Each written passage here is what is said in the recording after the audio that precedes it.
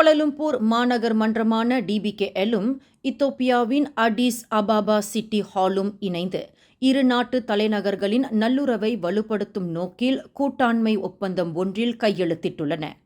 இந்த ஒப்பந்தமானது கிழக்கு ஆப்பிரிக்காவின் வளர்ச்சி திட்டங்களையும் அணுகுமுறைகளையும் புரிந்து கொண்டு நடப்பு தேவைக்கேற்ப கோலாலம்பூரின் தொழில்நுட்ப திறனை மேம்படுத்த உதவும் என்று எதிர்பார்க்கப்படுகின்றது.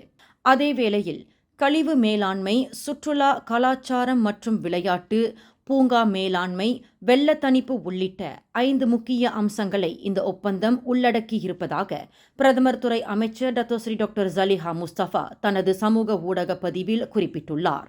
பிரதமர் டாக்டர் அன்வார் இப்ராஹிமின் ஆப்பிரிக்க பயணத்தில் அவருடன் பயணிக்கும் அமைச்சர்களில் ஒருவராக இணைந்துள்ள ஜலிஹா முஸ்தபா தற்போது இத்தோப்பியா தலைநகர் அடிஸ் அபாபாவில் உள்ளார். மேலும் செய்திகளை தெரிந்து கொள்ள கீழே இருக்கும் பெல் பட்டனை அழுத்துங்கள். உங்கள் மகிழ்ச்சியை வெளிப்படுத்த லைக் மற்றும் ஷேர் செய்யுங்கள். தொடர்ந்து திசைகளோடு இணைந்திருக்க சப்ஸ்கிரைப் செய்யுங்கள்.